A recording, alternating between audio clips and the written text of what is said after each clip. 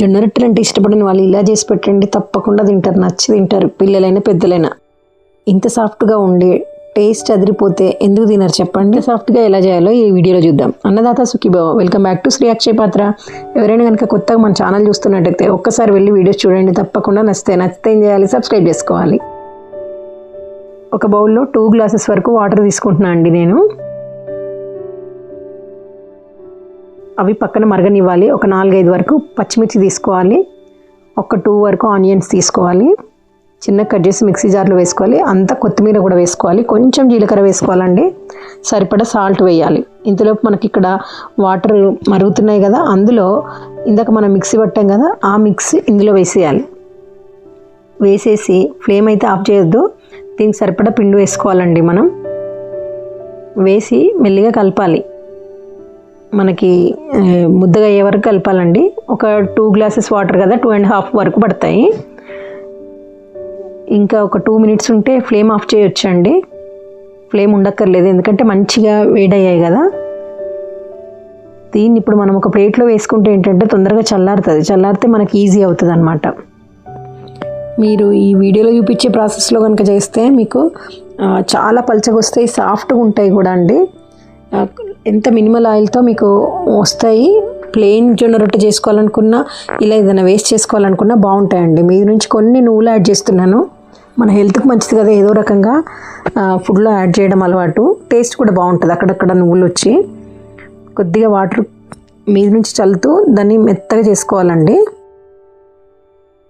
కొద్దిగా వేడి అంటే బాగా వేడి కాదు, గోరువెచ్చగా ఉన్నప్పుడు మనం దాన్ని చేసుకోవచ్చు. చేసుకున్నామంటే మొత్తం సాఫ్ట్గా అయిపోవాలి పిండి.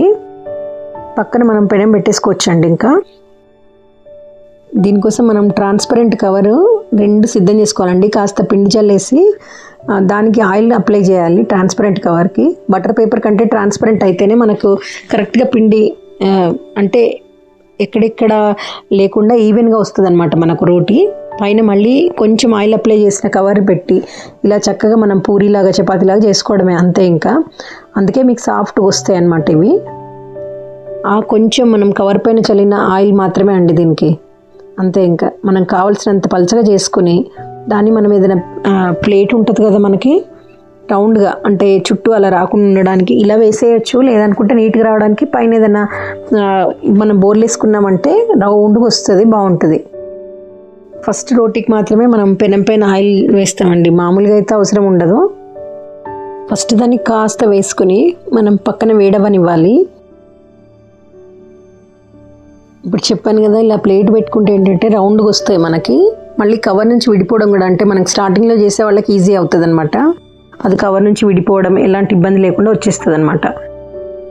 తీసి మనం దానిపైన వేస్తే చూడడానికి బాగుంటుంది. ఎప్పుడైనా కంటికింపు అయితే కడుపుకింపు అంటారు కదా పెద్దవాళ్ళు, అందుకే దాన్ని తీసేసి ఆ రౌండ్గా ఉన్నదాన్ని మనం పెనం మీద వేసుకోవడమే అండి. 2 పక్కల చక్కగా కాల్చుకున్నామంటే మీకు సాఫ్ట్గా ఉంటుంది. మళ్ళీ ఇందులో కొంతమందికి ఏంటంటే మరీ సాఫ్ట్గా ఉంటే నచ్చకుండా కొంచెం క్రిస్ప్గా కావాలంటే ఇంకొంచెం సేపు ఎక్కువ వేయడమే దాన్ని పెనం మీద, అంతే. ఇంకో ఏం లేదు, జస్ట్ ఇలా దానికి మార్కు పడితే సరిపోతుందండి జొన్న రొట్టెలకి. మరీ కాలాల్సిన అవసరం అయితే లేదు.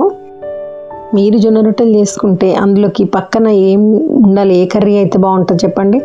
ఉల్లిపాయ కారంతో కూడా చాలా బాగుంటుందండి. దాన్ని ఉల్లిపాయ కారం చేసుకుని మొత్తం స్ప్రెడ్ చేసి తింటే చూడండి ఎంత సాఫ్ట్గా వచ్చాయో.